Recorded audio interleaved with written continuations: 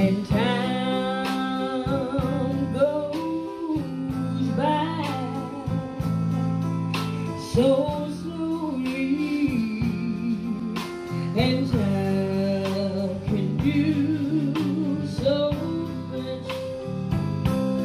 Are you still mine?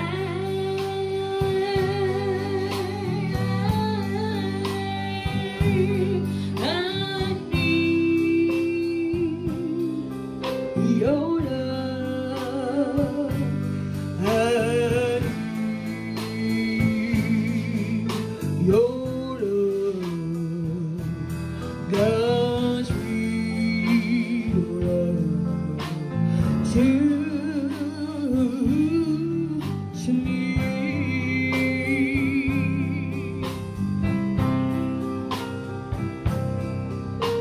Lonely rivers flow to the sea, to the sea, to the open arms of the sea. Yeah, lonely rivers dry, wait for me, wait for me. I'll be coming home, wait for me. Oh, my love, my darling, I've fallen under for your touch a long, long time.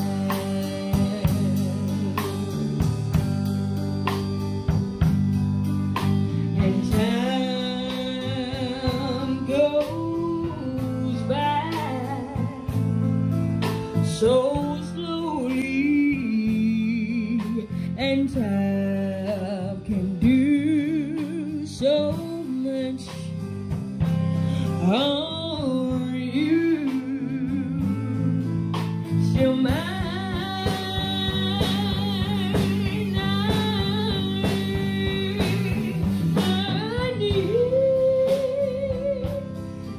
Your love, I need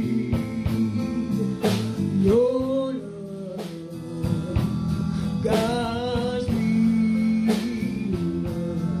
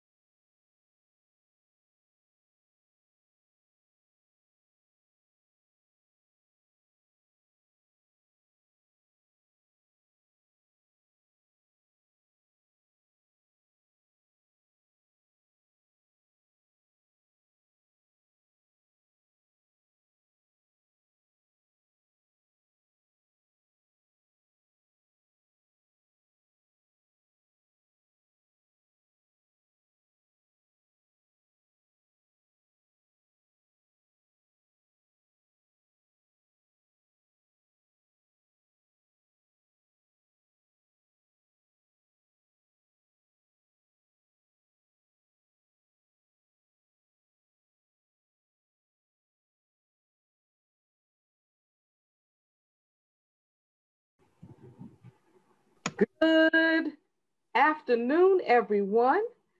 I would like to take this time right off the top to thank Mr. Michael Stevenson for that wonderful musical performance. And I believe that was Mariah Barrett who was singing along with him, and he was accompanied by Jim Gilliam.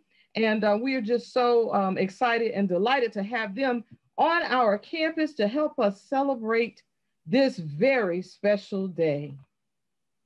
Oh, how I have waited for this day so that I can proclaim, indeed, emphatically say that the divine that created the soul of a woman must have loved us ferociously to pour into soft flesh that most holy recipe. Woman, the ones I love, brains, brass, subtle sass, smiles that make us laugh or gas, healers, feelers, holders, dealers. Woman, who else can be you? A force of quiet and urgent thunder.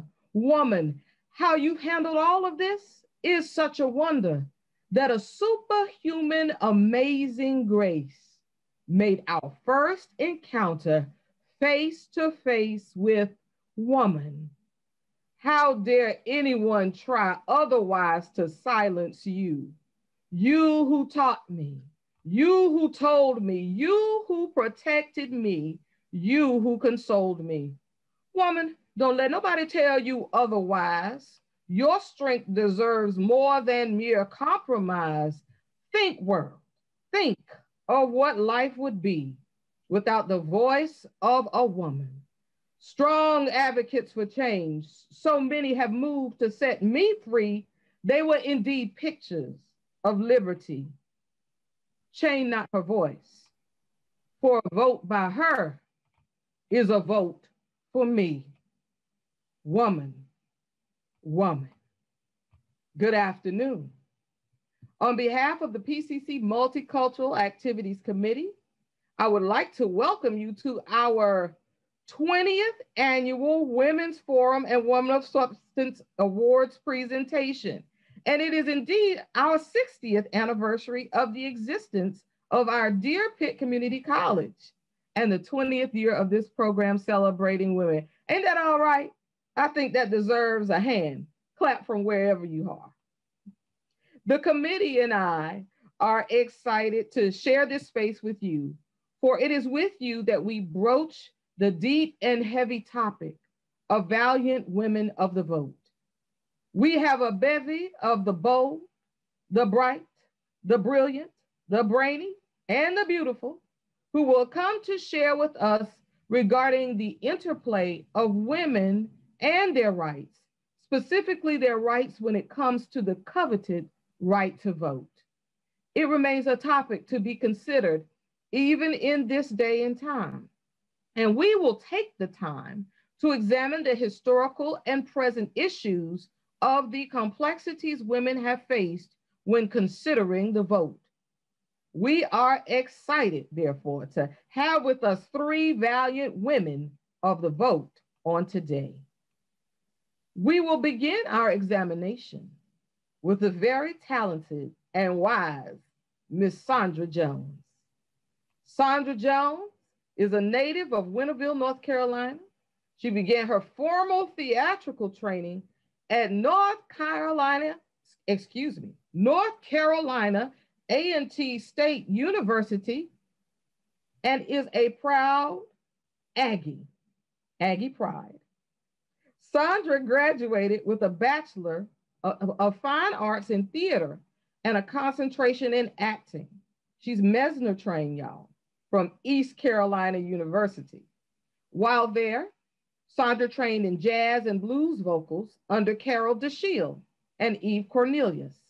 Her career has included film, television, theater, directing, acting, and many wonderful experiences on stage with the greatest, to include co-starring with Dr. Maya Angelou and Langston Hughes' Tambourines to Glory for GM Productions of Charlotte, North Carolina in 1994. She has also had a long history of theater, and since relocating to Greensboro has worked with local companies um, such as Simply Simone as Nina Simone, Fannie Lou Hamer with the North Carolina Touring Theater, um, and Cheryl Jean in Dreams of a King, the Hiroshima Theater Company. Sandra was seen as Mother Shaw in NCBRT's production of Crowns in 2013 at the International Black Theater Festival. And she serves as the coordinator for women's empowerment, More Than Conquerors, at the International Civil Rights Museum during Women's History Month 2013. Today, Ms. Jones resides in Atlanta, Georgia, and is the chief actor and creator of the Living Portrait series. In this series of one-woman depictions, she embodies many notable female trailblazers. She began this journey with Mother Sojourner Truth many years ago, and is still amazed as research continues to unfold startling events in the life of this great woman. Ms. Jones states, "My performances are also attributed to the woman of truth in my own life, my mother, the late yet always present in spirit, Miss Mavis Jones. I love you, Mama. Thank you always for everything."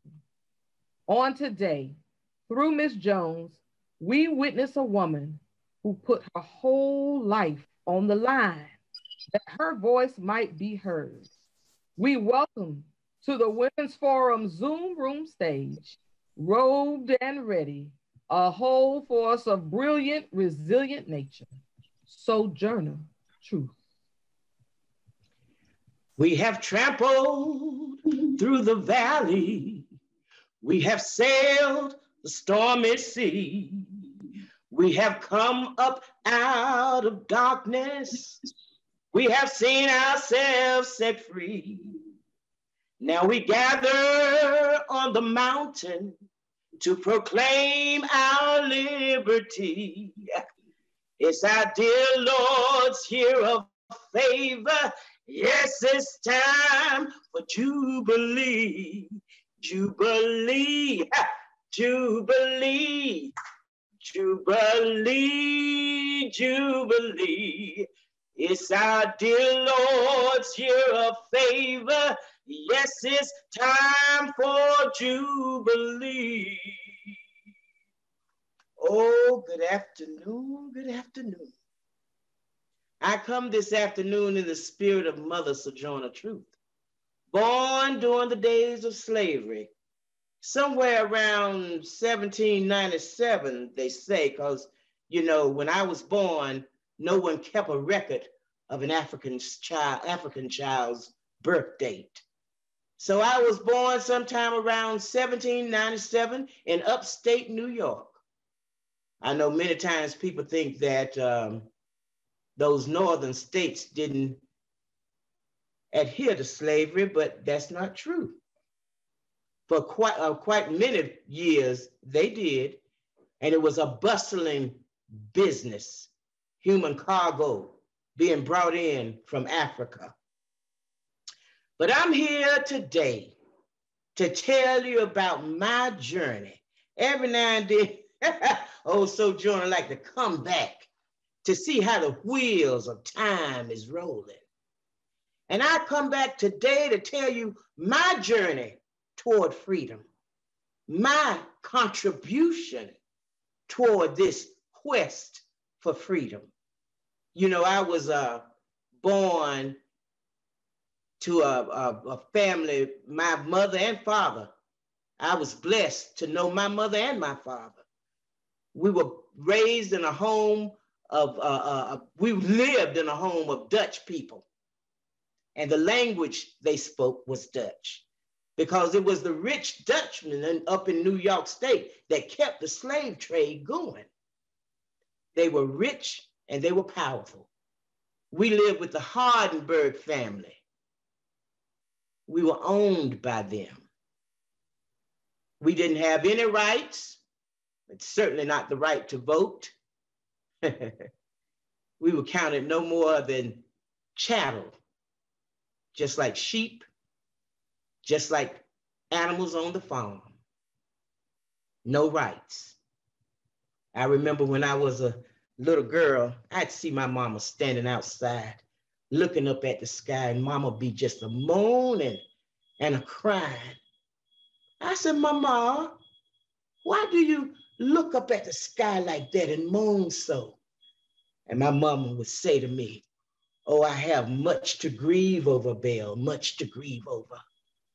I'm grieving for my children who've been sold away.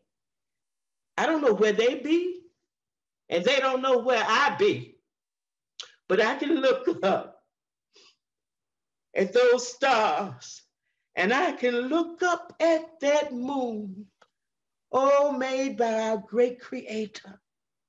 And I know that wherever they are, they feel my love as I sing to those stars and I sing to that moon. That's how I send my love to them. You know, my mom told me a story of one of my brothers and one of my sisters who had been sold off. Say a white man, come up in a horse and carriage. And he let my brother Michael sit up top of that carriage. Well, Michael thought it was a good thing. And then he saw another man come out of the house with one of my sisters in a box. He realized what was going on, that they was about to be sold away. Oh, Michael jumped off that carriage and he run every which way to hide. Those men would find him.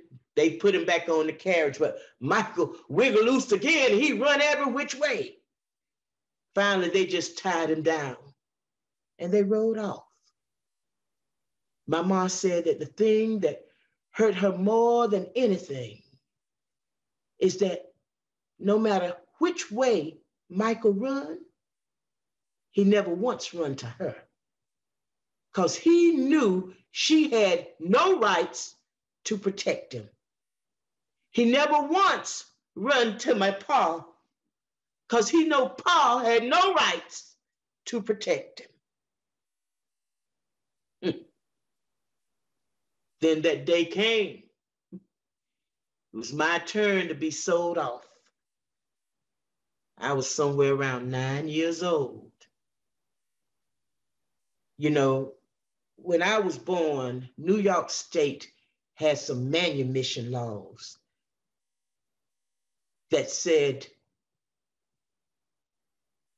Black people who had been born a certain year would be able to gain their freedom after a certain time.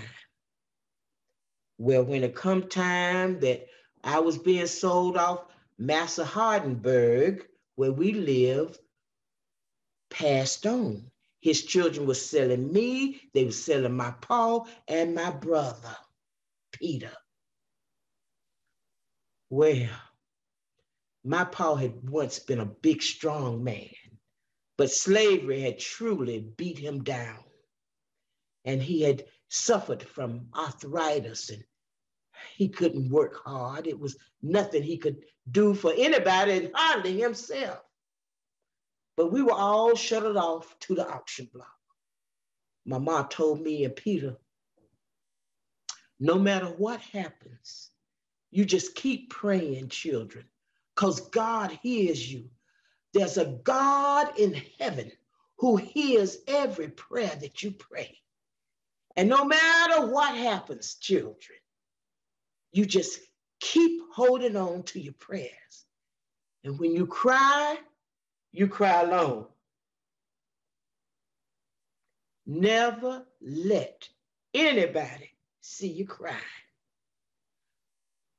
I didn't understand that message that my mom gave to me, but I came to find out that some people were bothered by the tears of a child that they didn't consider a child. So when we was off at the auction block, I was sold with a herd of sheep. An old man, the auctioneer, threw me in with a herd of sheep. He couldn't sell those sheep. He said, well, I'm going to throw in this here nigger gal. 9 years old. And I was sold with a flock of sheep. I don't know who got my brother Peter. I never saw him again. Nobody bought Pa. And the story of my Pa and my mom gets very dark, and it is a hard memory for me. But I want you to know that this separation from my mama and from my Pa started something growing in me as a little girl that wanted me to have freedom. A dream of freedom was born in me that day. Well, I was only 9 years old. I was sold off to the Nicolas, and I wasn't liked very much by mistress because I couldn't understand English. The only language I had ever known was Dutch. And I knew a few songs that my mama had taught me, that her mama had taught her all the way from Africa. And I'd go find me a special place sometime to sing those songs and pray to God up in heaven. Well, I couldn't get anything done right that this woman wanted me to do because I didn't understand her. One day, old Master Neely called me into the barn. Take off your shirt. I'm going to whip you. Well, I didn't know what this whipping was for, but he made me undress and he tied my hands together and he began to beat me. I want you to know it was the worst whipping I ever received in my life to this very day. Whenever I hear tell of a woman being whipped, oh, it makes my skin crawl and the hair stand up on my head.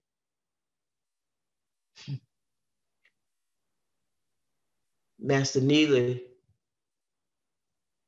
found it fine to rape me daily. Well, the day came when I was sold off to the Dumont family. I was sold not because I wasn't a good worker, but because the Dumont offered to pay more for me than had been paid originally. I was a hard worker.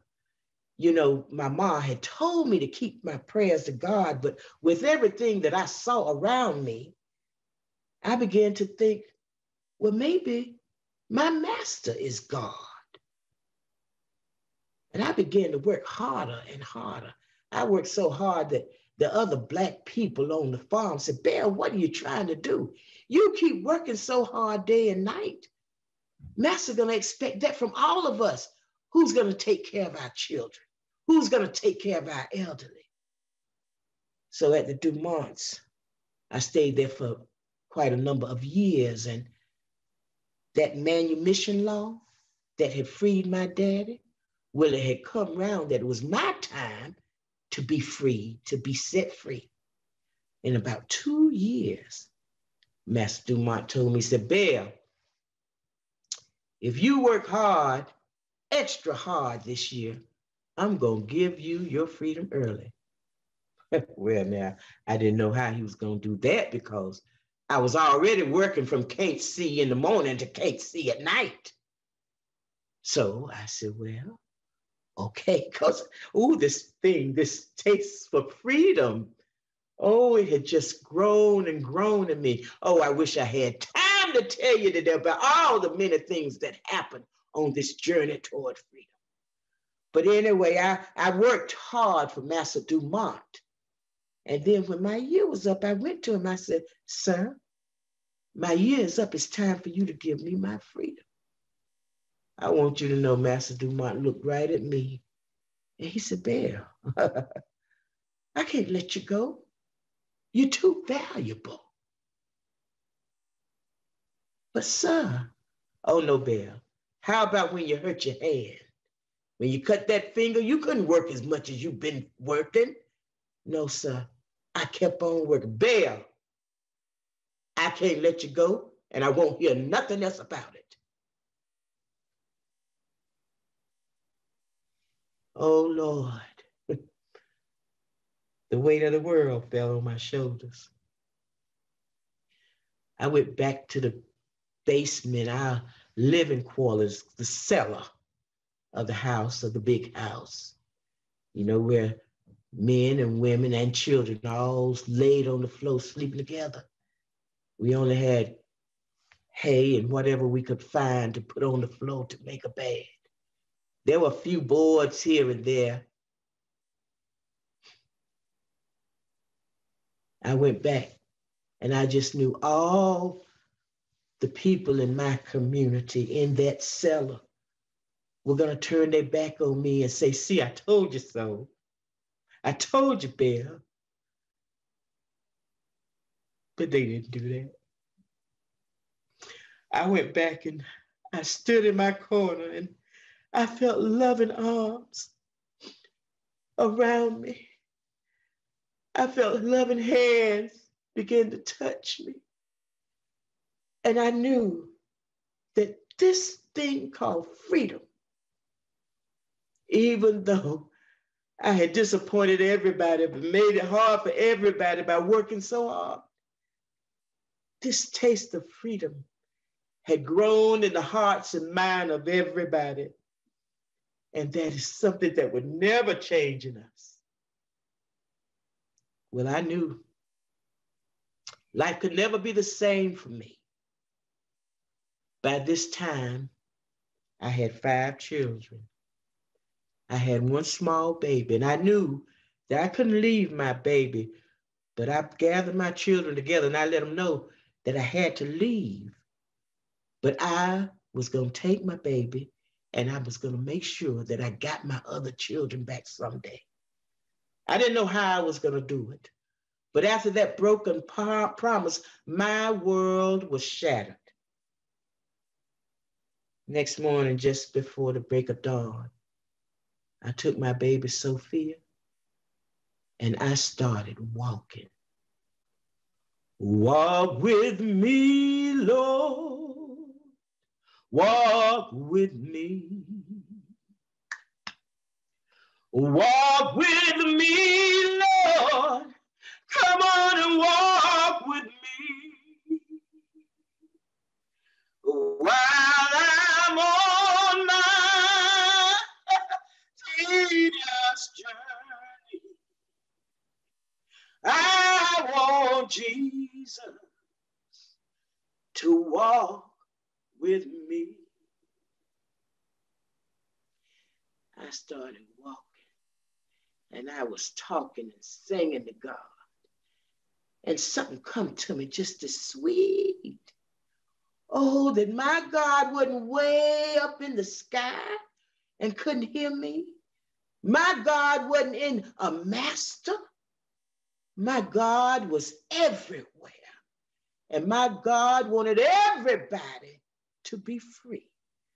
God started talking to me that morning on this walk, on this journey, and started telling me things about my new life. And God gave me a new name that morning. He gave me the name Sojourner because I was to walk and tell the world the truth of his love and teach people about the ills of slavery. I said, God, you talking to me? Oh, yes, a woman born with no rights, born and living in nothing more than a hog's pen. God said I would go from place to place and tell the world of his goodness. Oh, I started walking and I saw a woman. I saw a woman at her well who had on the dress of the Quaker people, who I knew did not believe in slavery. And I had heard they was what you call abolitionists. So she was at her well and I was mighty thirsty. So I went up to her and I said, ma'am, may I have a drink of water? And she said, oh, yes, my sister. She said, what is thy name? And I was ready to talk about my new name. I said, my name's Sojourner. She said, oh, well, what is thy last name? Well, I hadn't thought about that. That thing upset me so bad, I started back walking, didn't even drink the water. I said, God, give me a name with a handle on it. Oh, and God told me that my name was Truth, because I would give the truth to the people. And children, I want you to know that day, my life changed in a most miraculous way. You know, that walk, during that walk, I had my quiet time with my Father, with my Creator. And that part of Him that lives in me, that lives in each of us, oh, it was magnified. I want you to know everything around me began to glisten. Well, I can't tell you everything on my journey because it would just take too long today.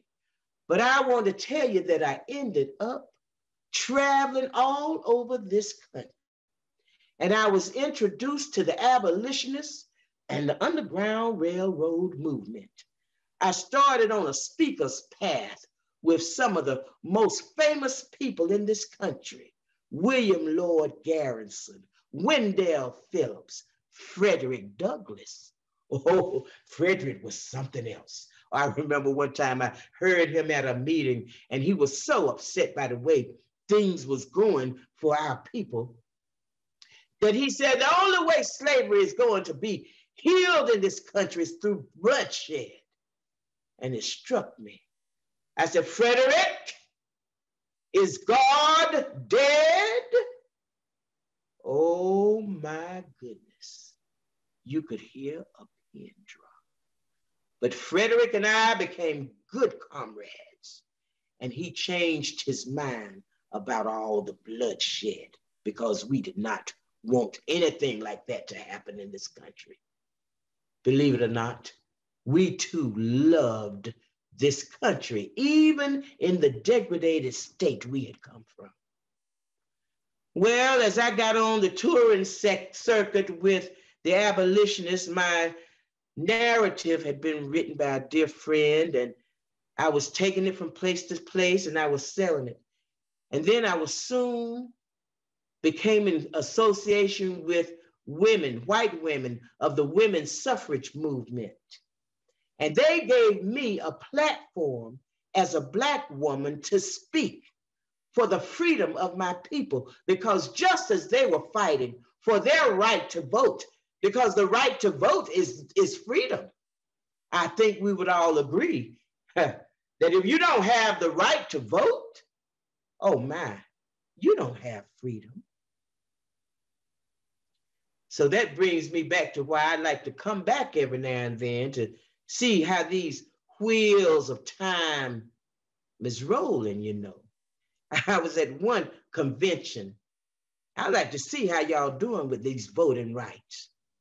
At one convention, I was about to speak, and a heckler got up and said, oh, this woman is gonna say something that's against the Constitution. Their Constitution doesn't say a thing about slavery. Are we gonna allow her to get up and speak against the Constitution? Oh, everybody got a little bit scared. But then I said, oh, with my God, I fear no man. When I get up in the morning with my faith pressed in my hands, I ask for the strength of the Almighty to conquer this life I'm in. I just can't start my day that I don't get on my knees and pray for the strength of the Almighty to conquer this life I'm in.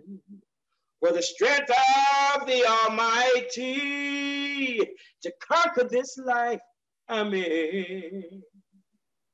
Then I told him, you read books and I talks to God. I goes out in the woods and in the fields and I talks to God. One morning I was out in the wheat field. The wheat was holding up his head, looking mighty high. So I goes over and I grabs a hold to this here wheat. And you believes it. There ain't nothing there. Well, I say, Lord, what else is your wheat? God say, Sojourner, there's a little boll weevil in it. Well, now, he is talking about the Constitution and the rights of man. Well, I goes over and I grabs a hold to this here Constitution and I search for my rights. And you believes it? There ain't nothing there. I say, Lord, what ails this here Constitution?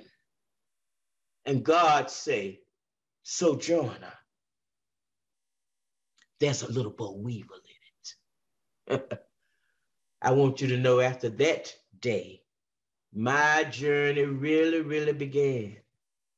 I began to go to many places with the women's suffragettes, with the white women's suffragettes. And there were other Black women on that platform as well. I didn't get to see many of them at the time because we was traveling all over the country and many times we were separated. But we all came together with the white women who were fighting for the right to vote. I was invited to a convention in Akron, Ohio.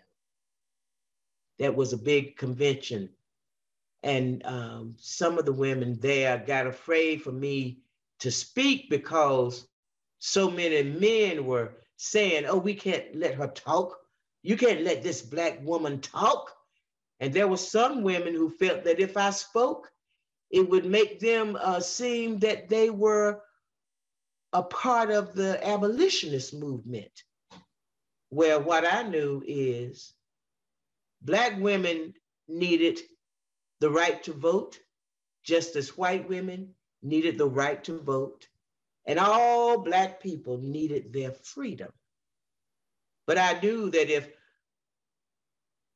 we gained our so-called freedom without our right to vote, why, then we would still remain slaves to our men and to every man.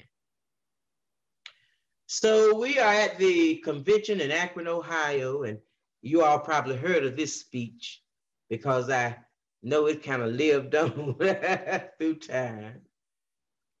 But I had sat down in my place for about 3 days, and I heard people talk and say many different things. And when it came to me that some women didn't want me to speak either, oh my, God gave me a message that had many different meanings to it. We had men to stand up and say different things about women and why they should not have the right to vote. When I couldn't stand it anymore, I finally got up. I said, well, children, where there is so much racket, there must be something out of kilter. What's this all about anyway?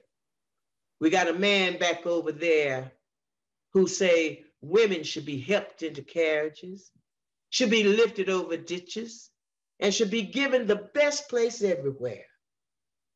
Well, nobody helps me into carriages or helps me over ditches or gives me any best place. And ain't I a woman? Look at me. Look at my arms. I have toiled and I have planted and I've gathered into barns and no man could head me. And ain't I a woman? Oh, I could work as much, eat as much as a man when I could get it, and bear the lash as well. And ain't I a woman? We got a man back over there say women shouldn't have as much rights as man because Christ wasn't a woman. Well, where did your Christ come from? Where did your Christ come from? From God and a woman. Man had nothing to do with it. I say, if my cup holds a pint and yours hold a quart, Oh, you'd be awfully mean not to give me my little half measure full. Man back there say something about this thing in the head. What they call it? Intellect. Well, since you got so much of it, why are you afraid to share it? I say if one woman could turn this world upside down all by herself, like you say Eve did, while all of us women here together can turn it right side up again. They's asking to do it. And you men had better let them. And old Sojourner has said all she has to say. Children, I want you to know when I finished that speech, you could hear a pin drop. I never did get the right to vote in my time. Oh, believe me, I went to register and I was turned away every time. But I'm happy to say that as I come back to see the turning of the wheels of time, I'm happy to see that the work all these women did together did bring about the right to vote. I want to say now that the right to vote is a precious thing. And if you have that right, you need to exercise it. Because if you are not voting, you are not free. Thank you.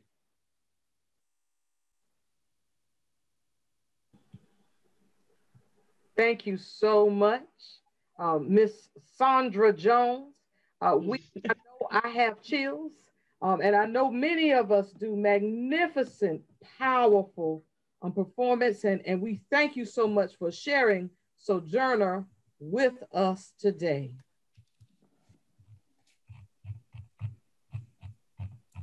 So now we come to the part of our program in which I have the privilege of introducing two extraordinary women who are trailblazers in their own right. I will begin with our first panelist, Mrs. Minerva Freeman. And I want to take a moment just to say to you that as these ladies are presenting to you on this afternoon, if you have questions, please feel free to put those questions in the chat box and focus them or direct them towards Cherie White. Cherie White.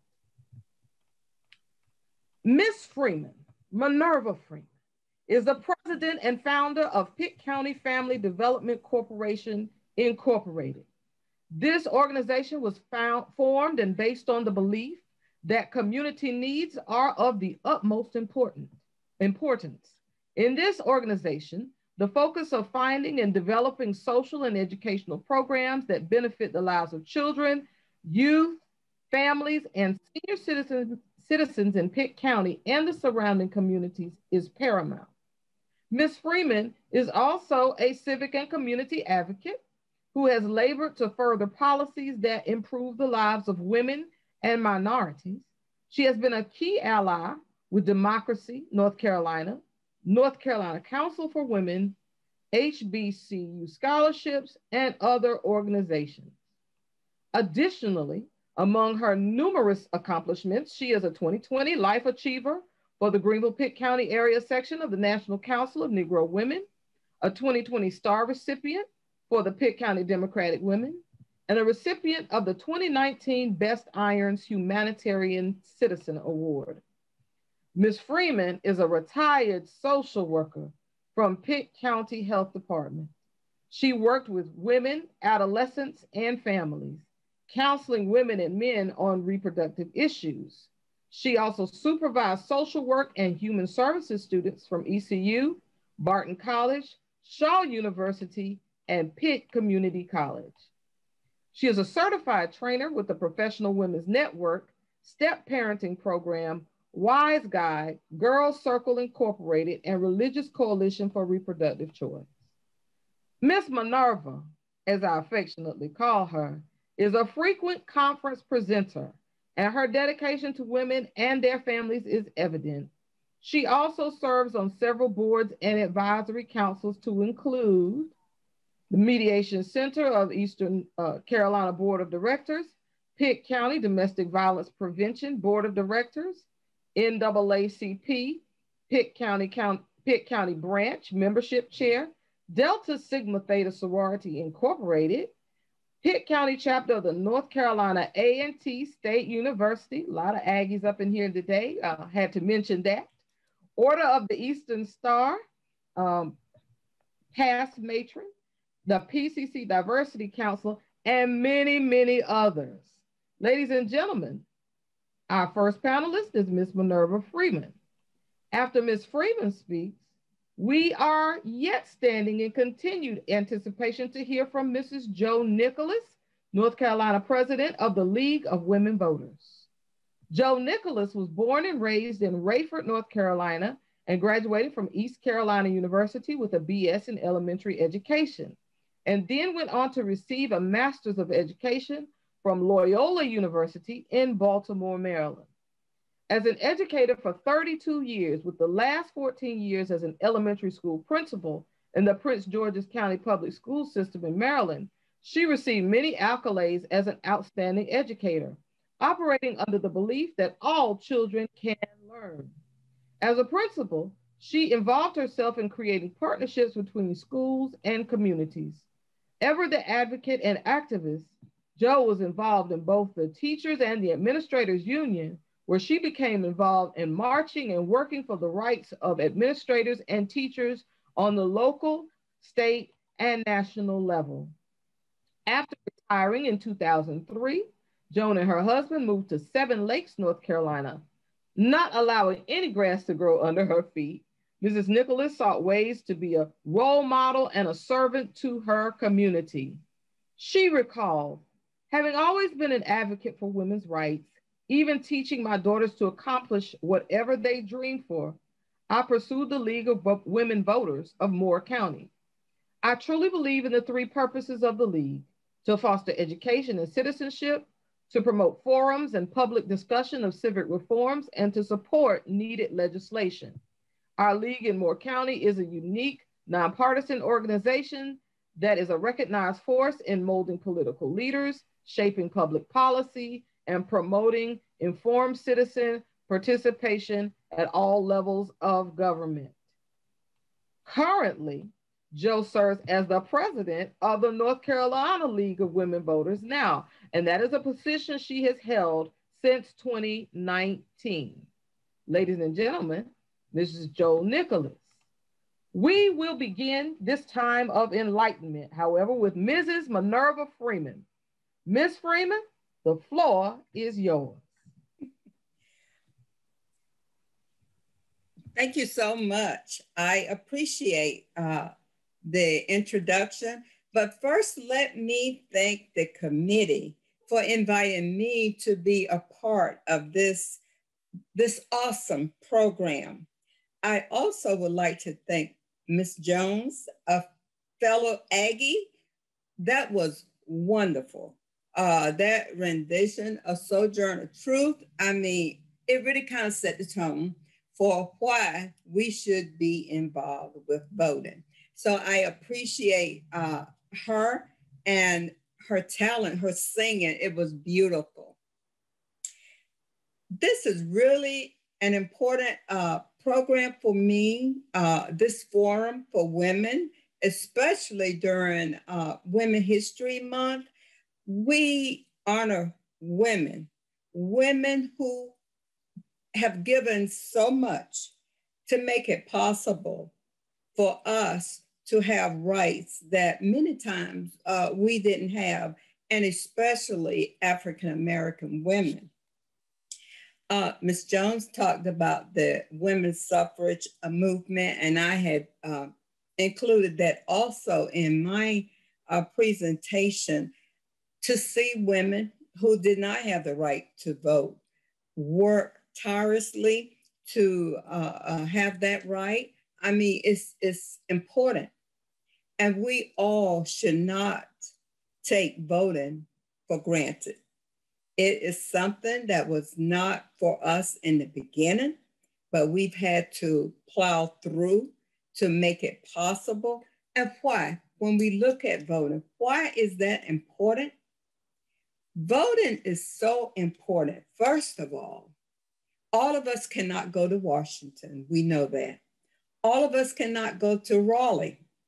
All of us, well, I guess we could go to City Council and County Commissioners meeting, maybe to the Board of Education, but there's just not enough room. So we elect our representative to take our hopes, our dreams to the various legislative bodies, whether it's education, and especially in a time of the pandemic.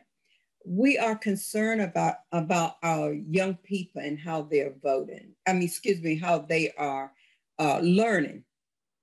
We're concerned with City Council, how they manage our police department, how things are done in terms of not only our traffic, our housing, and so many things in our local community that's important. And then when you look at Raleigh, all the things that are done there. But I want to pull back a little bit. First, we also talk about the presidency as well. Many times people see the presidency as that one and all thing that we should be concerned about. But no, it's the local election and then move up to the presidency. We're excited this year, and we know that voting has consequences. This year, we voted for the first time a female vice president. All women can be excited about that. We had an opportunity 4 years prior to vote for a woman to be president. She won the popular vote, but not the electoral college. So we have made a lot of strides in our time. However, as we make strides, going back from the women's suffrage movement all the way up to present time, we've seen gains, and then we've seen a pullback when we talk about voting.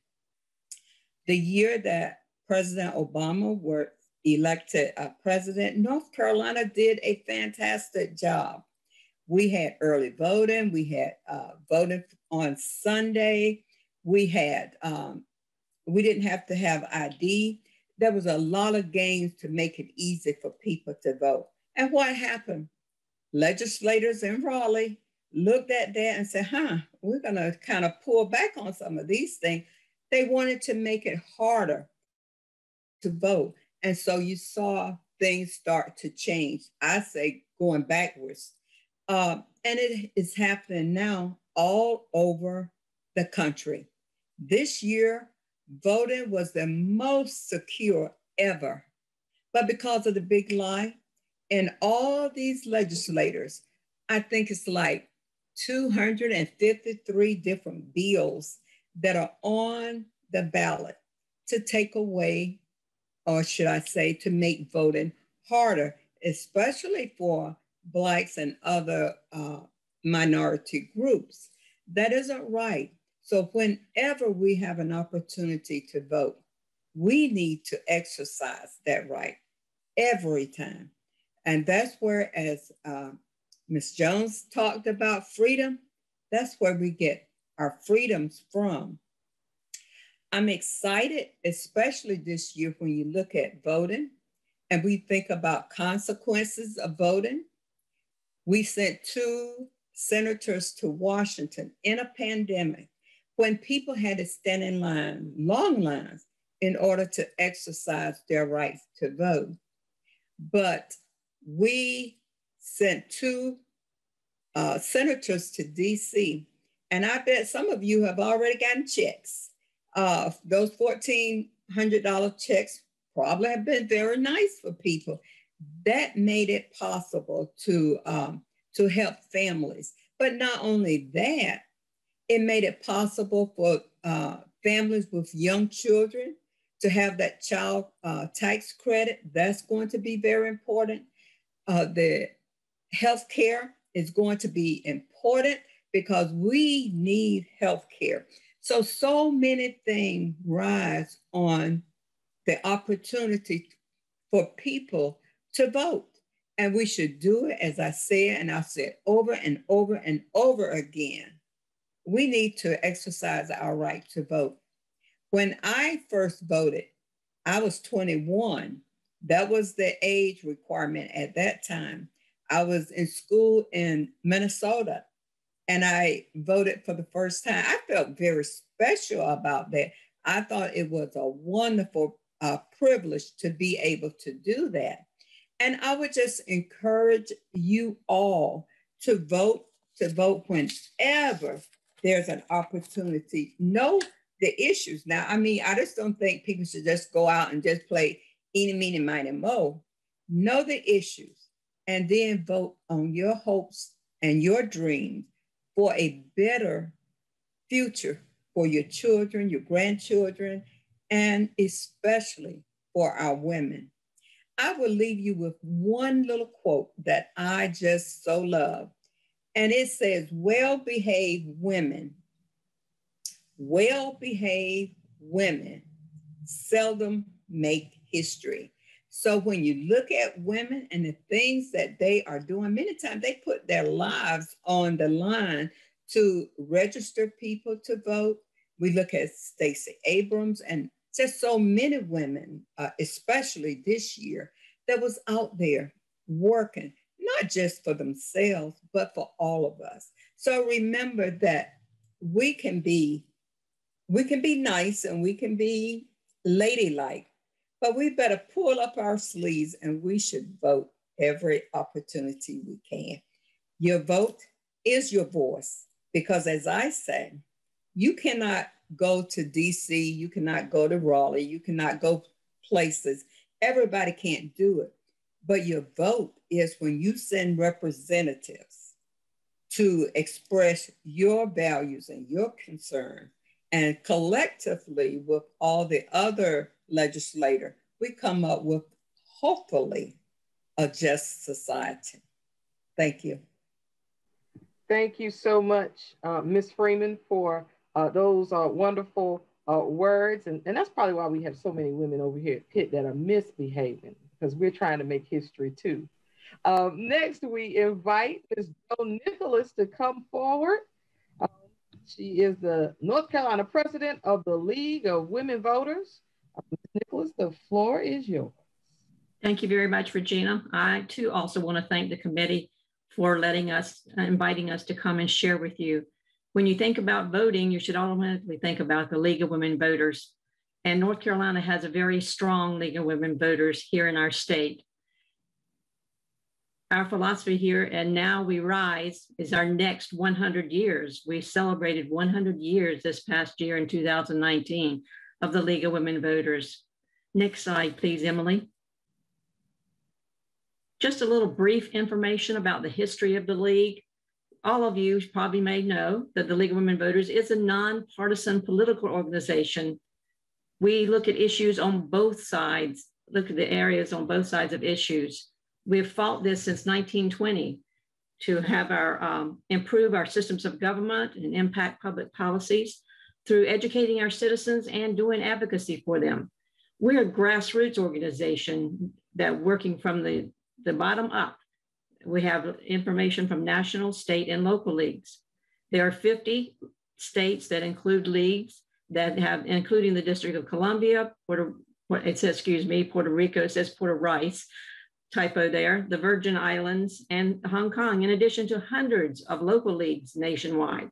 North Carolina alone has 19 local leagues. And you think, my goodness, we have 100 counties. Don't we have a league in every county?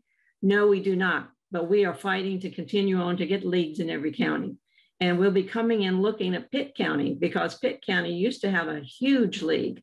And now that I'm meeting more people in Pitt County, I'm going to be reaching out to you. The League of Women Voters started after the women got the right to vote. At a National American Woman Suffrage Association convention in 1919, then President Carrie Chapman Capp proposed the creation of a League of Women Voters to finish the fight and aid in the reconstruction of the nation. The next year, February 14th, 1920, 6 months before the 19th Amendment to the Constitution was ratified, the League was organized in Chicago. Next slide, please. As we said at the beginning, or as I said at the beginning, we did celebrate 100 years of existence. We're going into our 101st year. We work on educating our communities about various issues such as redistricting, education, voting information, ERA, environment, and more. We have fought to make sure our votes count during elections. We have built leagues by growing membership and leadership throughout North Carolina. We speak on these issues in the different areas to all of our members. We got the right to vote for all. Next slide, please. What will we continue to be doing in our next 100 years? We're going to make sure that everybody here in North Carolina has the knowledge and power to vote on all things having to do with your democracy. Just this past 2020 elections, the League was heavily involved in making sure that with all the absentee ballots, your ballots were counted. I have to let you know that in the 2019 primary election, close to 300,000 absentee ballots were not counted because there was something wrong with the ballot and the voter was not contacted. So the League stepped in and really made sure through litigation that your ballot could be tracked when you had the absentee ballots. So we got the State Board of Elections heavily involved with that. We're going to be growing more diversified leagues, which include all peoples. We want to fight for all voters on any of the issues that you have seen and come.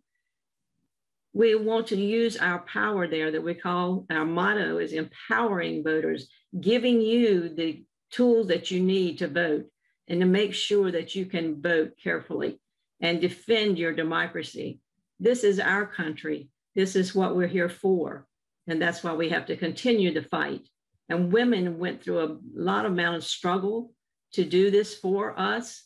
If you've never seen the movie Iron-Jawed Angels, you need to see it because it shows the exact suffrage that women went through to attain the vote. Next slide, please.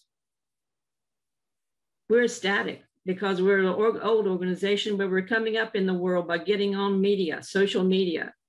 We have information on YouTube having to do with our policing webinars that we had. We're discussing and looking in conjunction with police how things are done with hiring police officers, training, do they get evaluations, and do they have community involvement? We're seeing too much, and you've seen it on the news. Also, we have developed some information regarding how to vote by absentee ballots, making sure that you have read through everything and make sure your vote was counted. And that's on YouTube with the voter information. And we have several redistricting, like what is redistricting? Gerrymandering. We're trying to get rid of that. We have actually had the last time, went to the Supreme Court on redistricting on behalf of the League. And they sent it back to the local courts in order to do it. But we have to make sure that our legislators are not going in and choosing which people they want to vote for them. We have to stop that. We need to have a committee that is doing the drawing of the maps. So that's what we're working on now. The next slide shows you some information that we have leagues that are still, even during the pandemic, we're out registering voters and making sure that people understand what's going to be happening. To the far right, you will see an early picture of the women marching. During that time, items were thrown at them, apples, anything anybody could find were thrown at them as they were marching for women.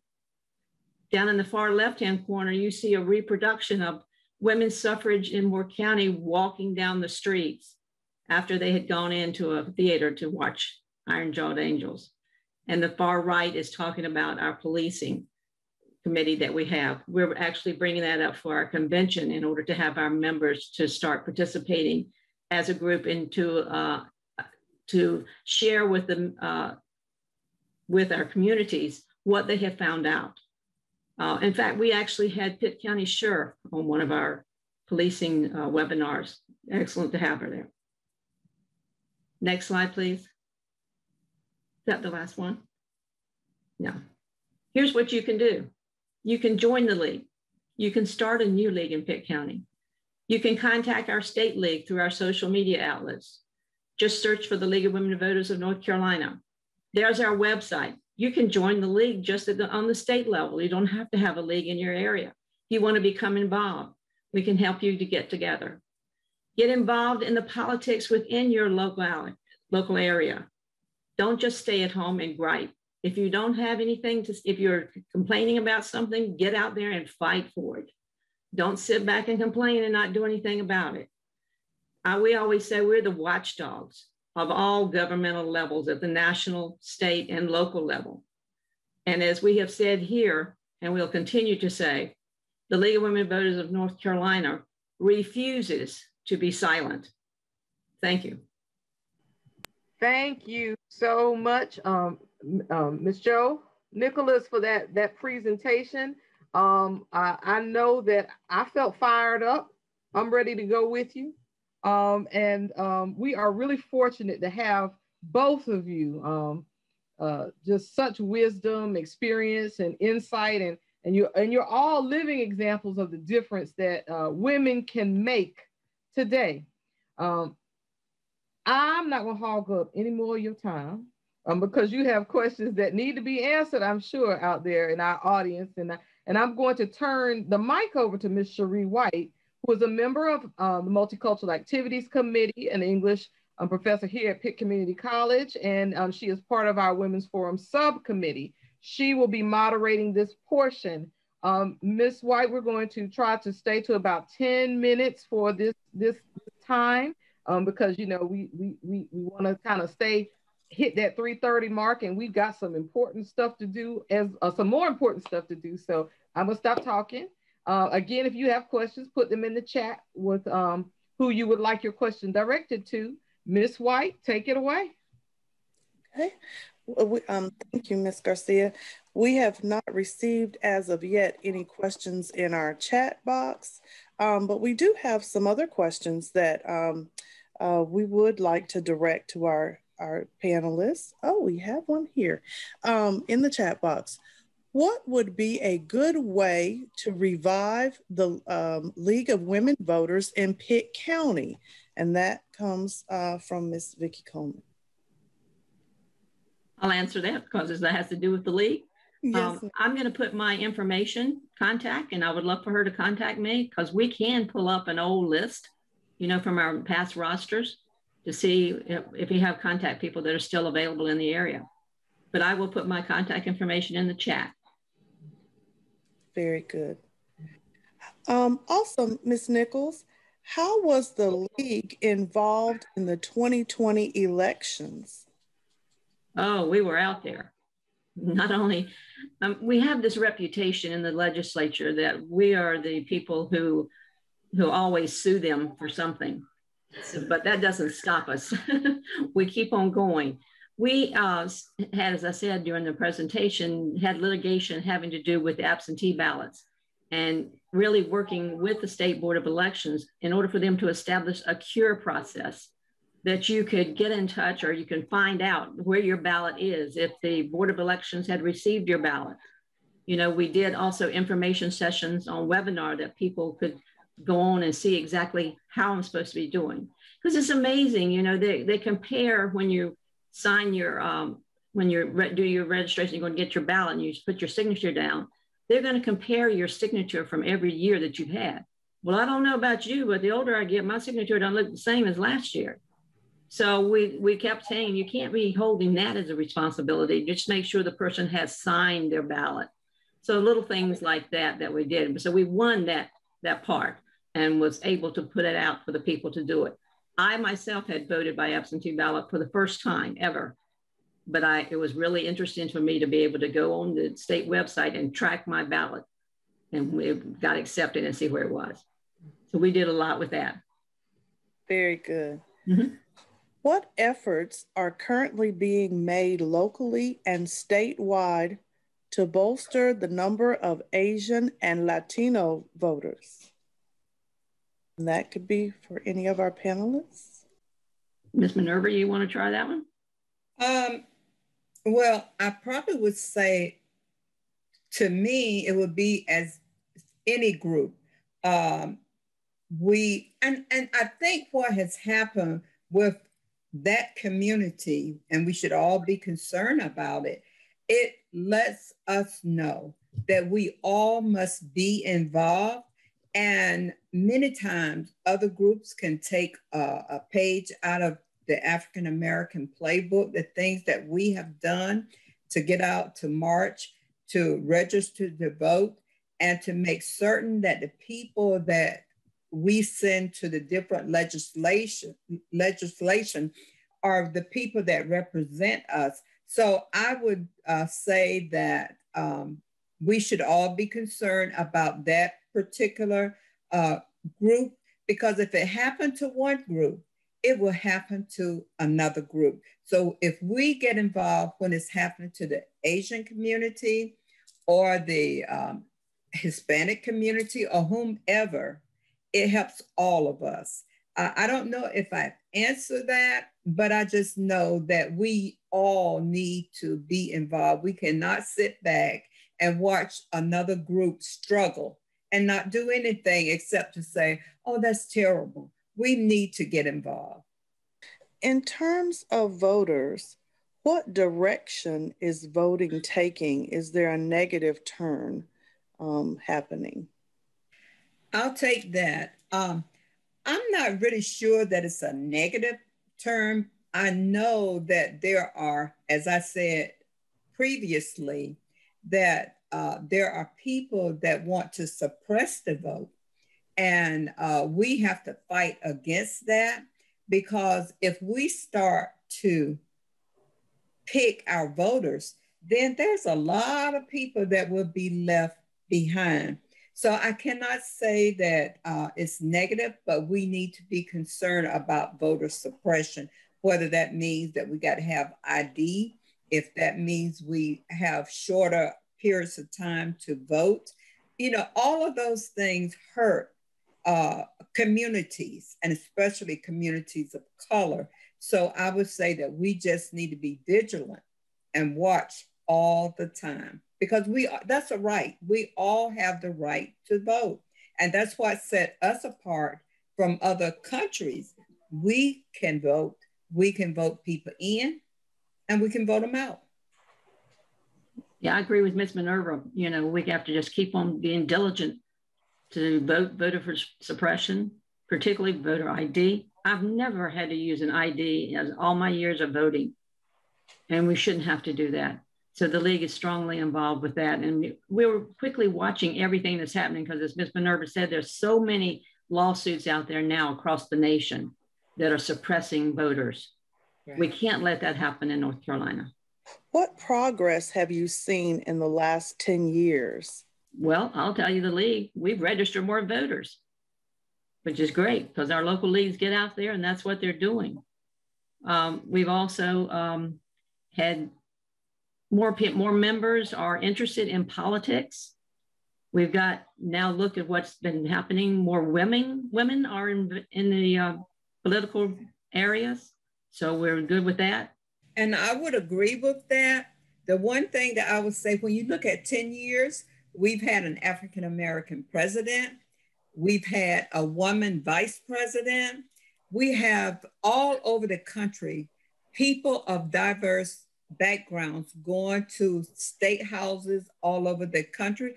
All of that is good. That is progress. And I'm excited about that. This question is for you, Ms. Jones. What can we pull from the life of Sojourner Truth that we can implement as we approach and prioritize voting? Well, we can just look at her life, a woman who was born during slavery, who had no rights at all.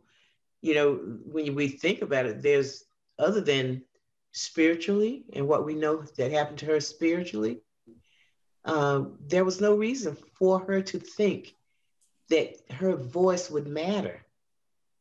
And she did. She came to know who she was. She had a transformational life. She was transformed in her life. And that should represent that possibility for all of us. and to value our lives, to value our voice. Our voice has value when we give it value.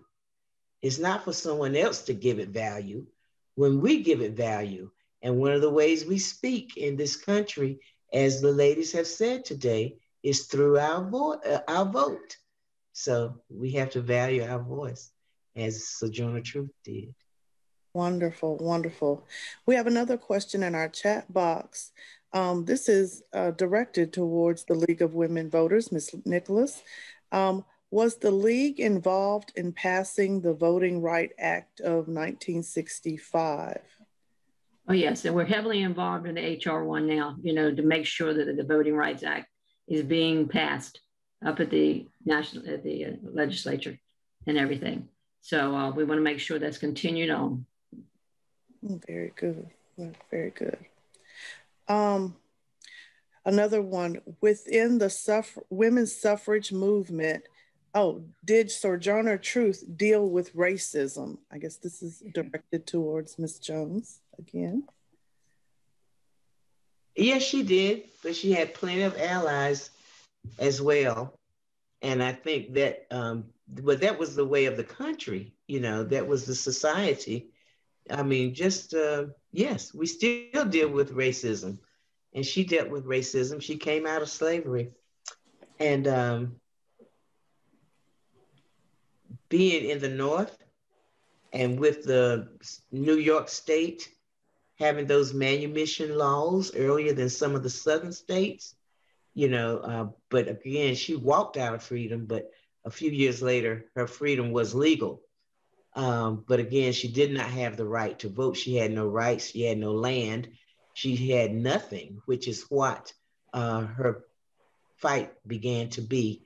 I don't even like to call it a fight because, you know, but her challenge, her charge was to do something about the rights of people and the rights of people to have land and to have ownership and to be able to take care of themselves. The same kind of things that we are struggling with today, just in a different time.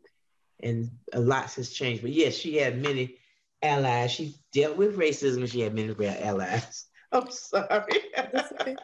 Thank you, Garcia. That is our last question in our Q&A session, and I'll turn it back over to you.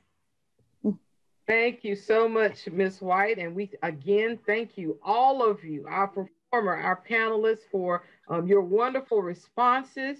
We look forward to meeting with you all again and solving life's most pressing issues. I'm fired up by all of you. And thank you so much for being a part of this with us. And we want you back. So, you know, act like you know my number. We just have to say thank you, Miss Regina, for that awesome poem that just, oh my God. You're an awesome writer. That was a wonderful, it set the tone for the day. Thank you so much. Well, now I want to call forward the Grand Empress of the Women's Forum, our fearless subcommittee leader, 20 years and still rocking, Miss Jane Power, who will come forward with the Woman of Substance nominee recognition and awards portion of our program. We're so excited. Mrs. Power, take it away. Thank you so much, Regina, for emceeing this event. We appreciate it tremendously. And ladies, thank you so much for your participation today. It was an amazing, amazing event. Thank you. It's my pleasure and honor to award, believe it or not, the 20th annual PCC Woman of Substance Award during this 60th anniversary for Pitt Community College. This award is co-sponsored by PCC's Multicultural Activities Committee and the SGA. It was created in the 2001-2002 academic year to recognize and encourage outstanding women role models employed on the PCC campus. So the following characteristics are important: involvement on the PCC campus, involvement in the community, the willingness to go the extra mile, She demonstrates an attitude of service, commitment, and caring, and is an outstanding role model for women and our students on the PCC campus. Previous recipients of the Woman of Substance Award are as follows: Amy Hines, Renee Arrington, Pamela Dale, Dr. Wanda Bunch, Regina Garcia, Marguerite Stevens, Kathy Clark, Leslie Rogers, Angela Martin, Christina Weeks, Marguerite Parker, Betty Foreman, Susan Nobles, Ty Davis, Sadette Boyce Brown, Dr. Kristen Braswell, Lori Priest, Donna Neal, and Charity Valentine. And by the way, in case you're wondering, the title of the award is adapted from the book named Hell's Bells. That's Belles, Famous Women of the South, a tribute to the Spitfires, Bad Seeds, and Steel Magnolias of the New and Old South. This year, we received 10 nominations, and the nominations documented the many outstanding characteristics and accomplishments of these women. The selection committee had their work cut out for them, and it was not an easy and clear process. Let me introduce the nominees and read a comment from each of the 10 nominations. First, we have Sharitha Alston, our Director of Human Resources. The quote on her nomination is, she has shown ongoing initiative, leadership, and dedication to HR and PCC faculty and staff. Katrina Arnold, Director of Developmental Education and Academic Support. Her quote, every person she supervises feels like a uniquely appreciated individual. Angela Klein, Registrar. I like this one. Without her, we would be completely panicked and lost during this time of virtual work. Catherine Clyde, Dean of the Business Division. Every decision that she makes and every action she takes is for her students. Marianne Cox, Vice President of Institutional Advancement. She is humble and will never draw attention to her contributions and achievements.